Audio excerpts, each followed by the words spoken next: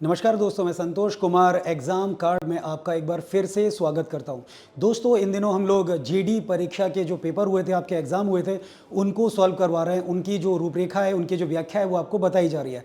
आज हम 2023 जनवरी में जो पेपर हुआ था, यानी कि जो 13 जनवरी को जो पेपर हुआ था, उसको आज हम सॉल्व करने जाएंगे। 4th शिफ्ट का ये पेपर है, तो आज इस पेपर को हम लोग सॉल्व कर रहे हैं। तो चलिए, पहला जो इसका प्रश्न है, क्वेश्चन नंबर 1, गुणकांत दत्ता बोरबयान को किस नृत्य शैली के लिए संगीत नाटक अकादमी पुरस्कार से सम्मानित किया गया है। तो यहाँ पर जो बात है वो किस व्यक्ति की जा रही है, वो व्यक्ति हैं गुणकांत दत्ता बोरबयान।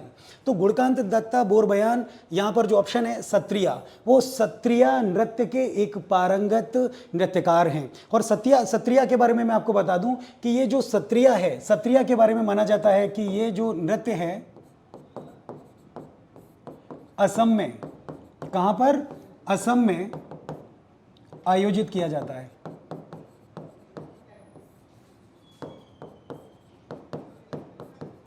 कहां किया जाता है, असम में आयोजित किया जाता है सत्रिया को। और सत्रिया नृत्य के, यानी कि सत्रिया नृत्य के संस्थापक, सत्रिया नृत्य के संस्थापक या फिर जन्मदाता कौन थे, शंकर देव थे। कौन थे, शंकर देव। ये एक वैष्णव संत थे। कौन थे ये, वैष्णव संत। ये वैष्णव संत थे। इन्होंने सत्रिया नृत्य को प्रारंभ किया था और खासकर जो विष्णु भगवान या कृष्ण भगवान, उनकी रासलीलाएं, उससे ही संबंधित इन्होंने अपनी जो थीम थी इनकी, उसी को पकड़ करके इस नृत्य को अभिनय किया जाता है। तो जो गुणकांत दत्ता जो बोरबयान हैं, उन्हें सत्रिया नृत्य के लिए अकादमी पुरस्कार, संगीत नाटक अकादमी पुरस्कार प्रदान किया गया था। तो अगला हमारा जो प्रश्न है उस पर हम लोग चलते हैं।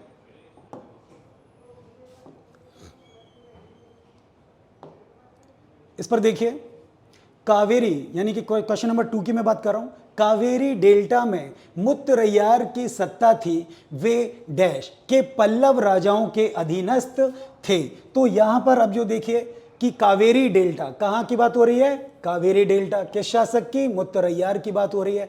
तो मुत्तरैयार की सत्ता थी, वे किसके, यानी कि पल्लव राजाओं के अधीनस्थ थे। तो पल्लव जो थे वो कहां के थे, तो कांचीपुरम के थे। कहां के थे वो, कांचीपुरम के पल्लव राजाओं के वो अधीनस्थ थे, यानी कि उनके अधीन रह करके वो शासन संचालन करते थे। उसी प्रकार से अगर हम देखें तो मुत्तरैयार की जो राजधानी थी, किसकी, मुत्तरैयार की राजधानी क्या थी, तंजावुर, यानी कि तंजावुर, जिसे अंग्रेजी में हम लोग थंजावुर भी बोलते हैं। तो मुत्तरैयार, इनकी राजधानी क्या थी, तंजावुर थी। मुत्तरैयार इस वंश के, यानी कि इस वंश के सबसे महान शासक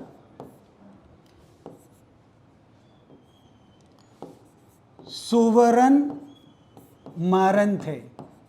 सुवरन मारन थे, यानी कि मुत्तरैयार जो, इनकी जो मुत्तरैयार जो वंश था, इसकी राजधानी तंजावुर थी। और इस वंश के अगर सबसे महान अगर हम शासक की बात करें तो वो सुवरन मारन थे। सुवरन मारन के बारे में कहा जाता है कि उन्होंने कन्नड़ भाषा में कई ग्रंथों का संकलन भी करवाया था, जिसमें शिलप्पदिकारम मणिमेखलाई भी शामिल हैं। तो शिलप्पदिकारम और मणिमेखलाई जो बताया जाता है कि तमिल साहित्य के बेहतरीन ग्रंथ हैं और जो संगम साहित्य से जुड़े हुए हैं, इनका भी इन्होंने कन्नड़ भाषा में संकलन अपने हिसाब से करवाया था। यानी कावेरी डेल्टा में जो मुत्तरैयार थे, यानी सुवरन मारन थे, वो आप अंदाजा लगा सकते हैं कि अपने मुत्तरैयार वंश के सबसे महानतम शासकों में गिने जाते हैं। तो अब अगले प्रश्न पर हम लोग चलते हैं। अगला हमारा प्रश्न है प्रश्न number 3, question number 3। Question number 3 हम लोग देखते हैं कि क्या कहता है हमारा जो प्रश्न नंबर 3 है। प्रश्न नंबर जो 3 है वो ये कहता है कि तारामंडल अर्सा मेजर डैश के नाम से भी जाना जाता है। यानी कि जो तारामंडल अर्सा मेजर है उसको हम किस नाम से जानते हैं। तो तारामंडल अर्सा मेजर को हम द ग्रेट बियर के नाम से जानते हैं, यानी कि द ग्रेट बियर के नाम से इसको जाना जाता है। अब देखिए कि जो ये जो अर्सा मेजर है, क्या है, अर्सा मेजर, अरसा मेजर, ये कैसा शब्द है? ये लैटिन शब्द है। किस भाषा का है? लैटिन का ये। तो लैटिन भाषा का शब्द है अरसा मेजर। इस अरसा मेजर का जो शाब्दिक अर्थ होता है, जो शाब्दिक जो तात्पर्य होता है, वो तात्पर्य है बड़ा भालू। क्या होता है इसका? बड़ा भालू। अब देखिए कि बड़ा भालू होता है अरसा मेजर का। अब बड़ा भालू यहां पर कौन कर रहा है? The great bear. हमारे जो इसका प्रतिनिधित्व कौन कर रहा है बड़े भालू का? The great bear. तो ग्रेट बियर इसका प्रतिनिधित्व करता है। इसका मतलब क्वेश्चन नंबर 3 का जो ऑप्शन नंबर 2 है यही सही है। अब सबसे बड़ी बात ये कि हिंदी में अगर हम लोग भारत की बात करें, भारत और हिंदी में अरसा मेजर को सप्त ऋषि मंडल कहा जाता है। समझ में आ गया बेटा? तो अरसा मेजर एक लैटिन शब्द जिसका मतलब बड़ा भालू, और भारत और हिंदी भाषा में अरसा मेजर को सप्त ऋषि मंडल के नाम से हम लोग जानते हैं। तो इसका जो क्वेश्चन नंबर 3 है, इसका जो ऑप्शन 2 है द ग्रेट बियर, यही सही आंसर है। अब हम लोग अपने अगले प्रश्न की ओर बढ़ रहे हैं, प्रश्न नंबर 4, क्वेश्चन नंबर 4। अब देखिए कि क्वेश्चन नंबर 4 क्या कहता है। तो कार्यस्थल पर में महिलाओं के विरुद्ध, कहां पर? कार्यस्थल पर। किनके विरुद्ध? महिलाओं के विरुद्ध क्या किया जा रहा है? यौन उत्पीड़न किया जा रहा है। तो उनकी सुरक्षा के लिए हम कौन सी नीति लेकर के आए हैं? पॉश नीति लेकर के आए हैं। तो पॉश नीति की आवश्यकता को अनिवार्य करता है इनमें से कौन सा ऑप्शन है? तो यहां पर देखिए कि जो ऑप्शन है 1, 2, 3, 4 जो हमारे सामने दिए हैं, तो इसमें ऑप्शन नंबर जो 1 है हमारा, कार्यस्थल पर महिलाओं का यौन उत्पीड़न रोकथाम निषेध और निवारण अधिनियम 2013, 14 भी नहीं, 15 भी नहीं और 19 भी नहीं। तो कौन सा अधिनियम है? वो है अधिनियम 13। पॉश का जहां तक बात है, अगर पॉश की बात करें, the prevention of sexual harassment की अगर हम बात करते हैं, तो the prevention of sexual harassment है वो किसी भी महिला के प्रति ये इस तरीके का अगर कोई दुर्व्यवहार करता है, अपने कार्यस्थल पर करता है या अपने कार्यालय में करता है, तो ये यौन अपराधों की श्रेणी में आएगा। लेकिन यहां पर जोर जबरदस्ती वाली बात है। अगर मैं यहां कर इसको मैं आपको बताऊं कि क्या क्या हो सकता है, तो यहां पर देखिए कि जबरन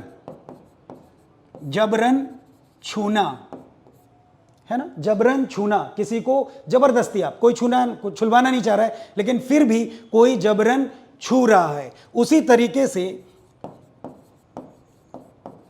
अश्लील सामग्री दिखाना, क्या करना? अश्लील सामग्री दिखाना, किसी भी महिला को अश्लील सामग्री दिखाना, और अश्लील सामग्री दिखा भी अगर कोई रहा है तो ये भी सेक्सुअल हैरेसमेंट के तहत ही आएगा। और तीसरा अगर हम लोग यहां पर देखते हैं, शारीरिक संबंधों के लिए जबरन जोर देना, यानी कि अगर आप कार्यस्थल पर किसी महिला जो आपके साथ काम कर रही है, उस महिला के साथ अगर आप जबरदस्ती कोई किसी भी प्रकार का आप शारीरिक संबंध बनाने के लिए भी उसे आप फोर्स करते हैं कि नहीं फिजिकल कांटेक्ट बना लो, हम तुम्हारी प्रमोशन कर देंगे, या हम आपको मैनेजर बना देंगे, या हम आपको इस डिपार्टमेंट का इंचार्ज बना देंगे, ऐसा अगर आप लोभ लालच देते हैं और महिला को अगर ये पसंद नहीं है ये प्रस्ताव, तो भी ये इसी प्रकार की जो गतिविधि है वो ये जो पॉश नीति है उसको, यानी कि ये जो प्रिवेंशन सेक्सुअल हैरेसमेंट की अगर हम बात करें, ये एक्ट आपके ऊपर लगाया जा सकता है, यानी किसी भी व्यक्ति के ऊपर इसको लगाया जा सकता है। बस यहां पर ये जरूर ध्यान रखना कि हर चीज में जबरन जबरदस्ती, यहां पर मन मुताबिक या फिर यूं कह लें कि अगर सहमति है तो सहमति के ऊपर नहीं है, ये सिर्फ जबरदस्ती की बात कर रहे हैं। अब देखिए कि पॉश के तहत यानी कि the prevention of sexual harassment के तहत कौन कौन से आप देखिए एक्ट लगते हैं, तो आप देखिए धारा 354 ए, 354 बी, 354 सी और 354 डी, यानी कि इसके तहत आपके ऊपर कार्यवाही होगी। 354 ए, 354 बी, 354 सी, 354 डी, इसके तहत आपके ऊपर कार्यवाही हो सकती है। और यहां अगर कुछ कार्यवाही होती है, किसी भी तरीके का होता है, तो डेफिनेटली जो न्यायालय होता है वो महिला को पहले सुनने और अपनी बात रखने का अधिकार भी देता है, और साथ ही साथ उसे अगर पीछे से कोई धमकाता है या कहता है कि अपना केस वापस ले लीजिए, तो ऐसी स्थिति में अगर मामला प्रूफ हो जाता है तो धाराएं और काफी कठोर और कठोर होती चली जाती हैं। तो कार्यस्थल में महिलाओं के विरुद्ध यौन उत्पीड़न को रोकने के लिए हमने जो पॉश नीति लेकर के आए हैं, वो जो किस साल की है, वो 2013 की है, ना कि 14, 15 या फिर 19। तो ठीक है, अब हम लोग अपने अगले प्रश्न की ओर चलते हैं। हमारा अगला प्रश्न है,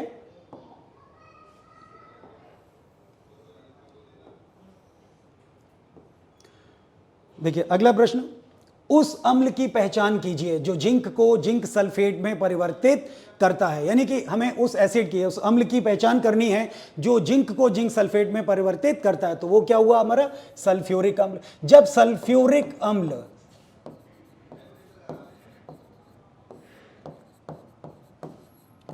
विलयन के साथ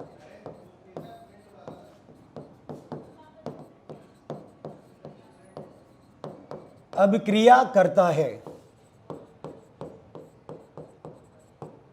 तो जिंक सल्फेट बनाता है ना। जब वो जिंक सल्फेट बनाता है तो फिर एक गैस निकलती है। वो कौन सी गैस है? वो है हाइड्रोजन। क्या निकलती है? हाइड्रोजन गैस निकलती है। तो समझ में आ गया आपको?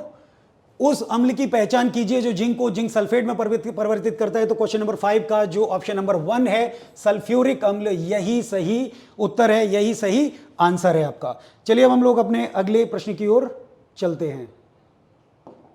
हमारा अगला जो प्रश्न है प्रश्न नंबर 6, क्वेश्चन नंबर 6।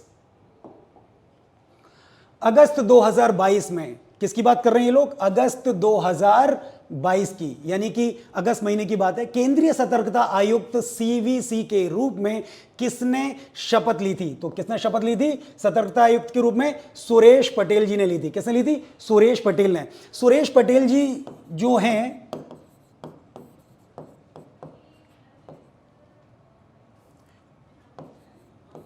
वो अब तक कार्यवाहक सीवीसी के रूप में अपनी सेवाएं दे रहे थे। वो अब तक कार्यवाहक सीवीसी थे। बाद में अगस्त 2022 में हमारी जो महामहिम राष्ट्रपति जी हैं, जो द्रौपदी मुर्मू जी हैं, उन्होंने इनको सीवीसी के रूप में शपथ दिलवाई। उसका जो अधीक्षक है, यानी उनका जो अध्यक्ष होता है, वो बनाने का उनको काम किया गया था। तो सुरेश पटेल जी जो हैं वो हमारे जो कार्यवाहक से उनको अध्यक्ष के रूप में नियुक्ति मिली थी। लेकिन अगर हम लोग बात करें कि वर्तमान, अगर हम लोग का बात करते हैं कि वर्तमान कार्यवाहक सीवीसी कौन है, वर्तमान कार्यवाहक सीवीसी कौन है, यह अब अगले परीक्षा के लिए आप देख सकते हैं। तो वर्तमान कार्यवाहक जो सीवीसी हैं वो हमारे वो हो गए प्रवीण कुमार श्रीवास्तव। समझ में आ गया कौन है वो? प्रवीण कुमार श्रीवास्तव। तो यहां पर हम प्रवीण कुमार जो श्रीवास्तव जी हैं उनकी अगर हम बात करें तो प्रवीण कुमार श्रीवास्तव, हम उनका नाम यहां पर लिख सकते हैं। तो प्रवीण कुमार हमारे वर्तमान में कार्यवाहक सीवीसी के रूप में अपनी सेवाएं भारत सरकार में दे रहे हैं। चलिए अपने अगले प्रश्न की ओर जाते हैं हम लोग। हमारा जो अगला प्रश्न है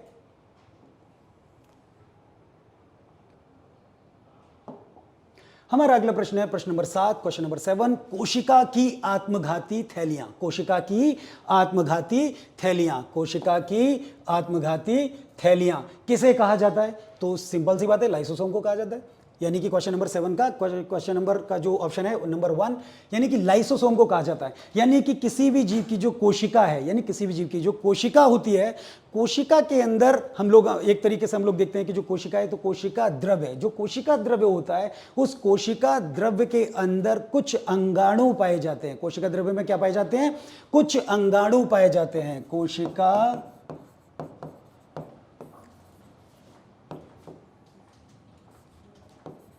द्रव में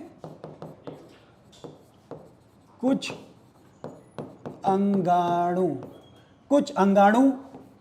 पाए जाते हैं। यही अंगाणु क्या कहलाते हैं? लाइसोसोम। क्या कहलाते हैं अंगाणु? लाइसोसोम। जब कोई सेल यानी कि जब कोई कोशिका क्षतिग्रस्त हो जाती है, जब कोई कोशिका क्या होता है? जब कोई कोशिका क्षतिग्रस्त हो जाती है, कैसी हो जाती है बेटा?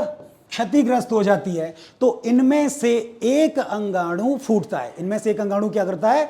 वो फूट जाता है, और फूटने के बाद वो कुछ ऐसे डाइजेस्टिव एक जूसेस वो रिलीज करते हैं, यानी कि जो डाइजेस्टिव जूसेस हैं वो एक तरीके से वो रिलीज करते हैं, और वो डाइजेस्टिव जो जूस होते हैं वो क्षतिग्रस्त कोशिका को, वो क्षतिग्रस्त हमारी जो कोशिका है उसको पचाने का काम करते हैं। क्या काम करते हैं? पचाने का काम करते हैं। और जब वो उस कोशिका को पचा लेते हैं तो लिहाजा कोशिका मर गई। तो इस प्रकार से हम लोग ये कहते हैं कि जो कोशिका की आत्मघाती जो थैलियां जो बोला जाता है वो किसे कहा जाता है? लाइसोसोम को कहा जाता है। तो चलो बेटा अब अपने हम लोग चलेंगे अगले प्रश्न पर। हमारा अगला प्रश्न है प्रश्न नंबर 8। प्रश्न नंबर 8, क्वेश्चन नंबर 8। चालिहा साहब, किसकी बात हो रही है? चालिहा साहिब की बात हो रही है। उत्सव, एक फेस्टिवल है चालिहा के नाम से, के दौरान सिंधी लोग, कौन से लोग? सिंधी लोग किसकी करते हैं? भगवान झूलेलाल। तो भगवान झूलेलाल के प्रति अपनी श्रद्धा की अभिव्यक्ति के लिए वो कितने दिन का उपवास करते हैं? तो कितने दिन का उपवास करते हैं? वो 40 दिन का उपवास करते हैं। कितने दिन का करते हैं? 40 दिन का उपवास करते हैं। तो हमारा ऑप्शन क्या हो गया? 40। तो 40, आप ही देखिए यहां पर क्या लिखा है? चालिहा,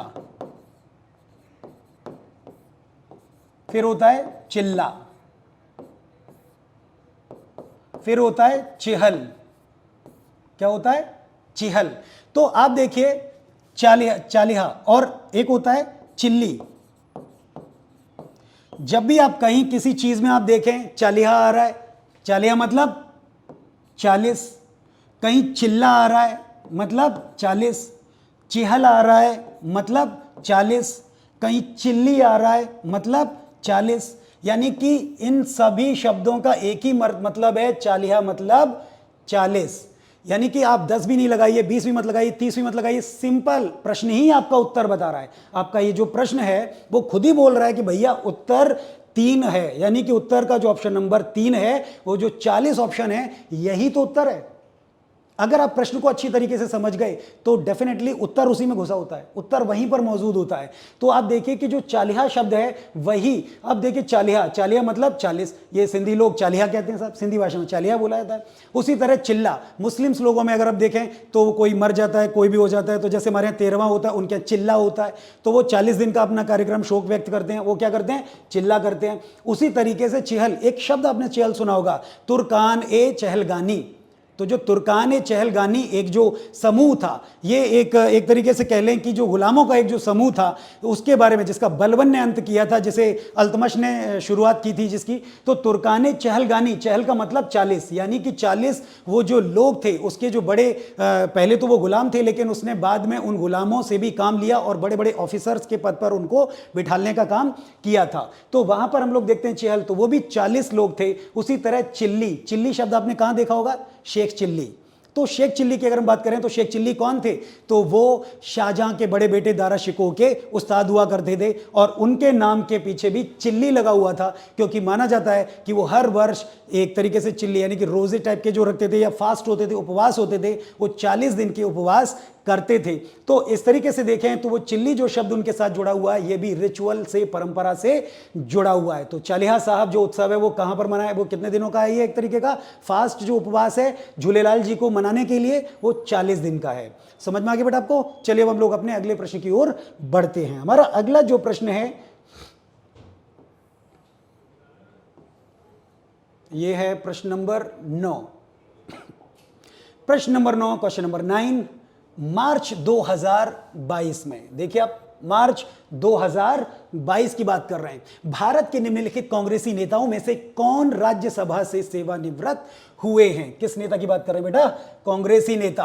तो कांग्रेसी नेता की अगर हम बात करें तो देखिए ये पालनियप्पन चिदंबरम, पालनियप्पन चिदंबरम को ही हम लोग पी चिदंबरम कहते हैं। क्या कहते हैं इनको? पी चिदंबरम, है ना? तो इनको हम लोग एक तरीके से पी चिदंबरम, हिंदी में मैं लिख देता हूं पी चिदम्बरम, यानी कि पालनियप्पन चिदम्बरम, पी चिदम्बरम। तो मार्च 2022 में पी चिदम्बरम जी को राज्यसभा की जो उनकी सदस्यता थी, एक तरीके से उनको राज्यसभा से सेवानिवृत्त कर दिया गया था। लेकिन हम लोग देखते हैं कि जो पी चिदम्बरम थे दोबारा से निर्वाचित हुए और उन्हें अगले सत्र के लिए, अगले सत्र के लिए यानी 2023-24 के लिए फिर से उनको एक तरीके से निर्वाचित कर लिया गया था। यानी कि 2023 और 24 का जो है उसमें भी पी चिदम्बरम को निर्वाचित किया गया। तो अब हम लोग अपने क्वेश्चन नंबर 10 यानी कि प्रश्न नंबर 10 पर आते हैं। प्रश्न नंबर 10 है हमारा, प्रश्न नंबर 10 को देखिए। 6 से 14 वर्ष की आयु वर्ग के बच्चों के लिए अनिवार्य शिक्षा का प्रावधान किस संविधान संशोधन द्वारा किया गया है? यानी कि यहां पर अगर हम लोग देखें तो कितने, 6 से 14 आयु वर्ग के बच्चों के लिए अनिवार्य शिक्षा, कितना अनिवार्य शिक्षा का प्रावधान किस संविधान संशोधन के द्वारा किया गया है? तो संविधान संशोधन है हमारा 86वां। कौन सा है? 86वां। अब आप ये कहेंगे कि 86वें संविधान में हुआ क्या था संशोधन में?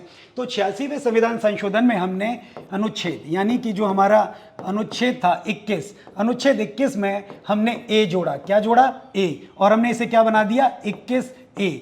तो जो 21A है, 21A के माध्यम से ही हम 6 से 14 वर्ष की आयु वर्ग के बच्चों के लिए अनिवार्य शिक्षा का प्रावधान कर रहे हैं। और साथ ही मैं आपको यहाँ इस टॉपिक से पृथक में एक चीज और आपको बता दूं कि जो 7 वर्ष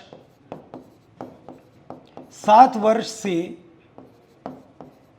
ऊपर के बच्चे, 7 वर्ष से ऊपर के बच्चे जो अपनी किसी भी, वो कोई भी मातृभाषा बोलते हो, उड़िया, मलयालम, तमिल, तेलुगु, कन्नड़, पंजाबी, कुछ भी, वो कोई सी भी भाषा बोलते हों और जो 7 वर्ष से ऊपर के हों और वो अपनी भाषा में बोल सकते हों, लिख सकते हों और पढ़ सकते हों, अगर वो ये सारी गतिविधियां संचालित कर पा रहे हैं तो हम उन्हें साक्षर मानेंगे। क्या मानेंगे? हम साक्षर मानेंगे।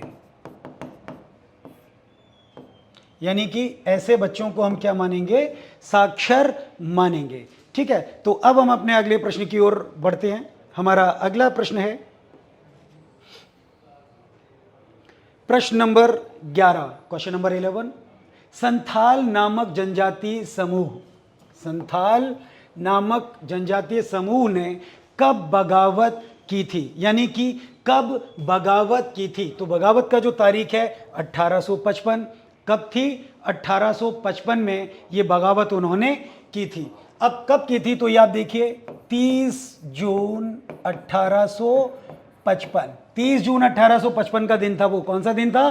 30 जून 1855 का दिन था। इस दिन हम लोग देखते हैं कि संथाल जनजाति के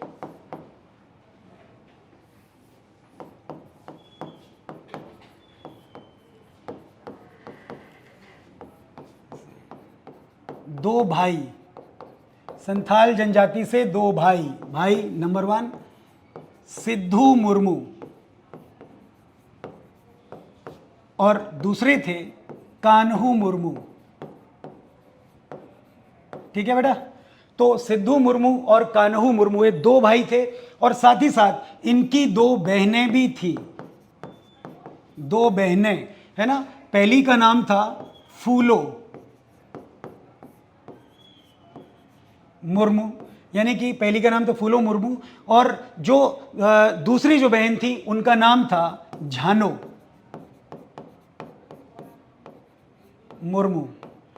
तो इस प्रकार से एक ये फैमिली थी जिसमें सिद्धू मुर्मू, कान्हू मुर्मू और 2 बहनें फूलो मुर्मू और झानो मुर्मू। क्योंकि ज़रूरी नहीं बेटा कि ये जो प्रश्न है ये ऐसे ही आएगा या जैसे आपने सोचा था उसी तरीके से प्रश्न आएंगे। हो सकता है इनमें से बहनों के नाम आ जाएं, संथाल जो आंदोलन था या ये जो विद्रोह था उसका नेतृत्व किन 2 भाइयों ने किया, भाइयों के नाम आ सकते हैं। तो ये जो हमारा जो उत्तर है यानी कि क्वेश्चन नंबर 11 का जो ऑप्शन नंबर 4 है 1855, यहाँ पर जो इस दिन 30 जून को आखिर हुआ क्या था? तो 30 जून को इस परिवार के लोगों ने करीब 10,000 लोग, कितने? करीब 10,000 आदिवासी लोगों को लेकर के एक आंदोलन, एक बड़ा आंदोलन किया था। ये सारे के सारे तीर तलवार भाले लेकर के लड़ रहे थे, जबकि अंग्रेज एनफील्ड राइफल से गोलियां बरसा रहे थे। हजारों लोग मारे गए थे। तो ये जो हजारों लोग मारे गए थे, इनके बाद में हम लोग देखते हैं कि आखिर ये जो कत्लेआम था आखिर हुआ क्यों, ये जो आंदोलन था आखिर हुआ क्यों।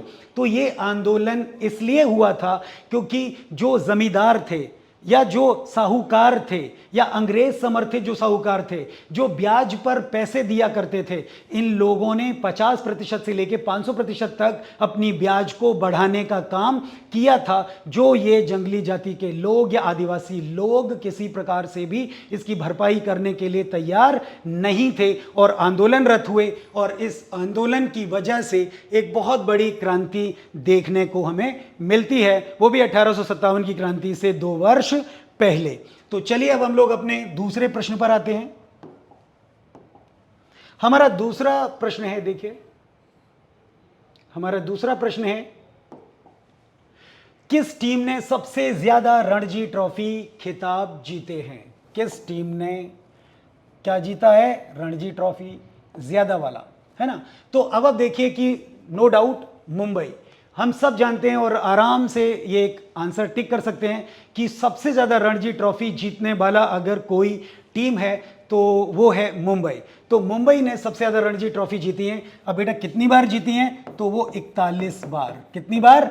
41 बार। 41 बार इन्होंने रणजी ट्रॉफी जीती है। किसने? मुंबई ने। वही दूसरी बार पे जिसका नाम आता है, दूसरे स्थान पर जिसका नाम आता है, वो है दिल्ली। देखिए दिल्ली ने कितनी बार जीती है? 15 बार। दिल्ली के बारे में अगर हम बात करें तो इन्होंने 15 बार रणजी ट्रॉफी जीती है। तो पहली बार 41 बार किसने जीता? मुंबई ने। और दूसरी बार जो जीता है 15 बार किसने जीता है? तो वो दिल्ली ने है। तो अब आप देखिए कि जरूरी नहीं है कि 41 का ही दोबारा से आ जाए, हो सकता है इसमें मुंबई ऑप्शन में ही ना डालें और नंबर 1 पे दिल्ली को ले लें कि निम्न में से सबसे ज्यादा किसने रणजी ट्रॉफी जीती है। तो हो सकता है वहां आपको याद रहे 41 बार, पर आपका जो आंसर होना चाहिए वो 15 बार, क्योंकि वो निम्नलिखित जो दिए गए हैं ABCD जो भी है उसमें से मांग रहे हैं कि नंबर 1 पे सबसे ज्यादा रणजी ट्रॉफी किसने जीती है। तो यहां आपको बेटा समझ में आ गया। अब हम लोग अपने अगले प्रश्न पर चलते हैं। प्रश्न नंबर अगला है हमारा प्रश्न नंबर 13 का देखिए। प्रश्न नंबर 13, क्वेश्चन नंबर 13, भारत में पहली फार्मूला 1 रेस डैश में आयोजित की गई। यानी कि फार्मूला 1 रेस कब आयोजित की गई? तो इसका नो डाउट उत्तर है 2011 में। कब की गई बेटा? 2011 में। तो 2011 में हम लोग देखते हैं कि भारत में पहली फार्मूला रेस आयोजित की गई थी। तो अब ये कहां की गई थी? तो देखिए ये की गई थी Buddha international circuit, greater Noida में। यानी कि ग्रेटर नोएडा में बुद्ध इंटरनेशनल जो सर्किट था वहां पर एक तरीके सर्किल जो है आपका, ये जो सर्किल है इसमें इसको आयोजित किया गया था। Buddha international circle greater Noida में 2011 में ये जो भारत की जो पहली रेस थी, ये जो फार्मूला 1 रेस है जो भारत की पहली, उसे यहीं पर आयोजित किया गया था। अब दूसरी बात ये कि ये जो रेस आयोजित की गई थी इसका विजेता कौन था? तो विजेता था रेड बुल। विजेता कौन था? Red bull racer. यानी रेड बुल रेसर इसके विजेता थे। कौन थे ये? विजेता थे। कहां आयोजित हुई थी ये? तो आयोजित हुई थी ये Buddha international circuit greater Noida में। विजेता थे रेड बुल रेसर। और सबसे अहम बात यहां पर मैं बताने जा रहा हूं कि इसको चेक फ्लैग दिखा करके शुरू किसने किया था? तो चेक फ्लैग दिखा के शुरू करने वाली थी तत्कालीन मुख्यमंत्री बहन मायावती जी। तो यहां पर मैं आपको बता दूं कि जो मायावती जो थी उन्होंने इसको चेक फ्लैग दिखा करके इस रेस को एक तरीके से फाइनल मुकाम पर पहुंचाया था। तो क्वेश्चन नंबर 13 आप देखिए कि 2011 में ये फार्मूला 1 जो रेस जो थी हमारे यहाँ देश में आयोजित की गई थी, उसे 2011 में ही आयोजित किया गया था। चलिए हम अपने अगले प्रश्न पर आते हैं। हमारा जो अगला प्रश्न है, प्रश्न नंबर 14, उत्तर प्रदेश किस देश के साथ अपनी अंतर्राष्ट्रीय सीमा साझा करता है? तो नो डाउट किसके साथ करता है? नेपाल के साथ। तो हमारे जो नेपाल है, हमारा जो उत्तर प्रदेश है, वो नेपाल के साथ अपनी लगभग 7 जिले जो उनके हैं वो उनको साझा करते हैं। तो ये यहां पर देखें तो 500 जो कुल लंबाई है इसकी 597 किलोमीटर है। कितना है? 597 किलोमीटर लगभग अप्रोक्स है कि 597 किलोमीटर की जो लंबाई है उत्तर प्रदेश बॉर्डर की जो नेपाल से लगती है वो अकेले उत्तर प्रदेश राज्य में ही आती है। तो उत्तर प्रदेश किस देश के साथ अपनी अंतर्राष्ट्रीय सीमा साझा करता है? तो उत्तर प्रदेश साझा करता है नेपाल के साथ में। अब हम लोग अपने अगले प्रश्न पर आते हैं। अगला प्रश्न है हमारा प्रश्न नंबर 15, भारत में अंतः स्थलीय नौसेना संचालन जलमार्ग, भारत में अंतः स्थलीय कौन सा पूछा जा रहा है बेटा? अंतः स्थलीय क्या पूछा जा रहा है? नौ संचालन मार्ग पूछा जा रहा है। कितना किलोमीटर लंबा है? तो वो है 14,500 किलोमीटर लंबा। क्योंकि हमारे देश भारत के अंदर हम लोग देखते हैं तमाम नदियां हैं, तमाम नहरें हैं, और इन नदियों और नहरों में नौ संचालन प्राचीन काल से ही होता आया है। तो अगर हम लोग देखें तो 5,200 किलोमीटर लंबा नदी मार्ग है हमारे देश में। कितना है नदी मार्ग? 5,200। वहीं 400 किलोमीटर का हमारे पास क्या है? नहर मार्ग है। क्या है? नहर मार्ग है हमारे पास। तो आप देखिए कि 5,200 किलोमीटर लंबा है वो नदी मार्ग है, और 400 किलोमीटर हमारे पास जो है वो नहर मार्ग है। तो इस प्रकार से जो क्वेश्चन नंबर 15 है उसका जो सही ऑप्शन हुआ हमारा 14,500। तो इस प्रकार से जो 14,500 है वो हमारे यहाँ पर नौ संचालन जल मार्ग की कुल लंबाई मानी जाती है। चलिए अपने अगले प्रश्न पर हम लोग आते हैं। हमारा अगला प्रश्न है क्वेश्चन नंबर 16 यानी प्रश्न नंबर 16। अब आप देखिए कि 16 के बारे में आपको बता रहा हूं कि डैश को विकास का आधार माना जाता है। तो विकास का आधार शिक्षा, उद्योग, बैंकिंग, डेयरी, इनमें से किसी ये चीजों को नहीं माना जाता है। किसको माना जाता है? विनिर्माण उद्योग को माना जाता है। विनिर्माण उद्योग मैं आपको बता दूं कि भारत के ये तीनों सेक्टर से जुड़ा हुआ है, यानी कि प्राइमरी सेक्टर से भी जुड़ा हुआ है, सेकेंडरी सेक्टर से भी जुड़ा हुआ है, और टर्चरी सेक्टर से भी विनिर्माण जुड़ा हुआ है। इसके माध्यम से हम लोग देखते हैं कि क्या क्या देखते हैं कि कृषि का विकास होता है। क्या होता है? कृषि का विकास। ये देखिए कृषि का विकास हो रहा है, रोजगार उपलब्धता,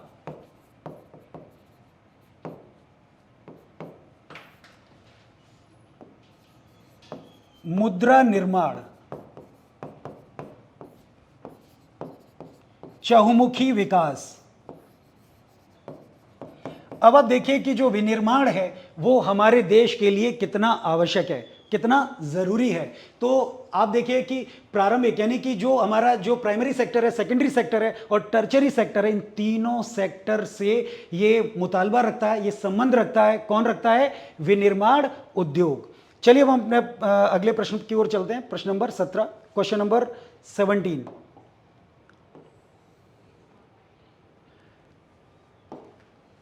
अप्रैल 2021 तक कितने राज्यों में विधान परिषद है? यानी कि अप्रैल 2021 तक कितने राज्यों में विधान परिषद है? विधान परिषद का मतलब समझते होंगे, द्विसदनात्मक। समझ में आ गया बेटा? द्विसदनात्मक। तो इसका जो ऑप्शन है क्वेश्चन नंबर 17, इसका जो आंसर है ये ऑप्शन नंबर 2, 6 छह जो हमारे राज्य हैं उनमें इस तरीके का जो द्विसदनात्मक व्यवस्था है वो लागू हुई। अब देखिए किस किस में है? तो है उत्तर प्रदेश, बिहार, आंध्र प्रदेश, तेलंगाना, महाराष्ट्र और कर्नाटक। समझ में आ गया? आप इनको लिख सकते हैं, बिल्कुल आप इनको लिख लीजिए, अगले एग्जाम में आपको आ सकता है कि भाई कैसे क्या है। ठीक है, तो अब हम लोग अपने अगले प्रश्न की ओर बढ़ते हैं। हमारा अगला जो प्रश्न है प्रश्न नंबर 18। भारत में माइक्रो फाइनेंस गतिविधियों को डैश के दशक के प्रारंभ में प्रमुखता मिली। तो यहां पर माइक्रो फाइनेंस की हम अगर बात करें तो ये मान के चलिए, इस माइक्रो फाइनेंस को हिंदी में हम लोग बोलते हैं सूक्ष्म वित्त। क्या बोलते बेटा?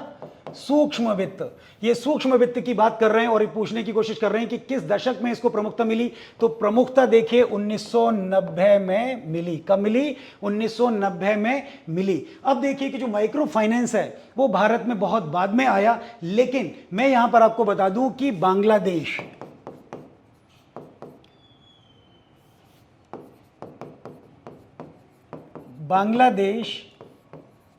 के विद्वान, आप देखिए कि जो मोहम्मद यूनुस, क्या नाम था उनका? मोहम्मद यूनुस, ये नाम आप रट लीजिए मोहम्मद यूनुस का, कई एग्जाम में आता है। तो बांग्लादेश के विद्वान मोहम्मद यूनुस जो थे, उन्होंने 1970 में, कब? 1970 में बांग्ला ग्रामीण बैंक या बैंकों का गठन करवाया और माइक्रो फाइनेंस के लिए इनको नोबेल भी मिला था। ठीक है, नोबेल प्राइज भी इनको मिल चुका है। तो 1970 में इन्होंने बांग्ला ग्रामीण बैंकों का गठन किया, जो भारत के अंदर, हमारे भारत के अंदर क्षेत्रीय ग्रामीण बैंकों का आधार बने। यानी कि जो भारत के अंदर हम लोग देखते हैं क्षेत्रीय ग्रामीण बैंकें थी, उनका आधार कौन बने? 1970 के बांग्लादेश ग्रामीण बैंक। जो बांग्लादेश के जो ग्रामीण बैंक थे, इन्हीं से इन्फ्लुएंस होकर, इन्हीं से प्रेरित होकर के भारत के अंदर क्षेत्रीय ग्रामीण बैंकों का हमने निर्माण किया था। अब बारी आ रही है कि भाई आप 1970 ही समझा रहे हैं, तो ये क्या है? तो 1990 में भारत सरकार ने बड़े पैमाने पर माइक्रो फाइनेंस को, 1990 में भारत सरकार ने बड़े पैमाने पर माइक्रो फाइनेंस को उद्योग की एक शक्ल दी थी, उद्योग के रूप में विकसित किया था। और कैसे विकसित किया था कि उन्होंने छोटी छोटी ग्रामीण बैंकें खोली और उस ग्रामीण बैंक से जो भी जितने भी नीडी लोग थे, जितने भी पीड़ित और उपेक्षित लोग थे, या जो कलाकार लोग थे या शिल्पकार लोग थे, वो वहाँ से धन लेंगे और अपने व्यापार को एक तरीके से उस पैसे को अपने व्यापार में लगाएंगे और अपने जीवन को सुखमय बनाने का कार्य करेंगे। तो जो 1990 जो ऑप्शन है, क्वेश्चन नंबर 18, वो इस तरीके से आपका जो है वो सही होता है। अब हम लोग अपने अगले क्वेश्चन यानी क्वेश्चन नंबर 19 पर चलेंगे। प्रश्न नंबर जो हमारा 19 है, देखिए प्रश्न नंबर 19, निम्नलिखित में से कौन सा नृत्य गोवा में किया जाता है? कहां किया जाता है? गोवा में। तो नो डाउट ये आप देख लीजिए, गोवा में जो नृत्य किया जाता है, इस नृत्य की मैं बात बताऊं तो यहां पर जो नृत्य किया जा रहा है वो है फुगड़ी। कौन सा नृत्य यहां पर? फुगड़ी। अगर हम लोग यह बात करें कि कर्मा और झूमर, ये कर्मा और जो झूमर जो नृत्य हैं हमारे, वो झारखंड और छत्तीसगढ़, कहां के हैं ये? झारखंड छत्तीसगढ़ के हैं दोनों। फुगड़ी कहां का हो गया? हमारा गोवा का हो गया। और जो चेराव है ये कहां का हो गया? मिजोरम का हो गया, ये मिजोरम हो गया। तो आप देखिए कि जो फुगड़ी नृत्य है जो गोवा में आयोजित किया जाता है, वो गोवा और महाराष्ट्र दोनों का है, जिसमें जैसे कि आपके जितने भी कोंकण तट के जो प्राचीन लोग थे वो ये नृत्य किया करते थे, यानी कि ये उनका प्राचीन, बहुत ही सांस्कृतिक प्राचीन नृत्य माना जाता है। तो यहां पर जो हमारा आंसर है वो फुगड़ी नृत्य है। अब हम लोग अपने अगले प्रश्न की ओर बढ़ते हैं। प्रश्न नंबर 20, निम्नलिखित में से कौन सा उद्योग विशेष रूप से सार्वजनिक क्षेत्र में वस्तुओं के निर्माण के लिए आरक्षित है? तो वस्तुओं के लिए जो आरक्षित है वो देखिए परमाणु ऊर्जा। यहां पर आप देखिए परमाणु ऊर्जा, परमाणु ऊर्जा की बात कर रहे हैं। परमाणु ऊर्जा, इनमें हम लोग परमाणु ऊर्जा यानी कि इनका खनन, फिर इनको ले जाकर के फैक्ट्री में इनका शोधन और उन्हें उपयोग के लायक बनाना, ये इसमें कार्य एक तरीके से किया जाता है। तो यहां देखिए आप परमाणु ऊर्जा। फिर हमारा जो सार्वजनिक क्षेत्र पे जो आता है वो देखिए रेलवे। क्या आता है? रेलवे। जो रेलवे विभाग है वो हमारे यहां पर सार्वजनिक क्षेत्र का दूसरे नंबर का है। वहीं तीसरे स्थान पर देखिए कि जो रक्षा सामग्री बनाने का है, यानी कि रक्षा सामग्री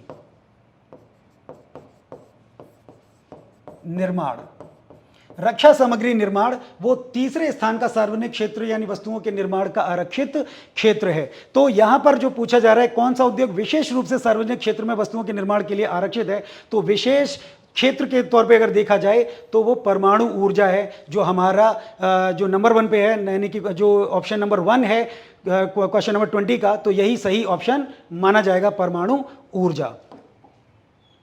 तो अब मैंने आपको यहां पर जो क्वेश्चन थे वो मैंने आपको एक तरीके से बता दिए, समझा दिए आपको।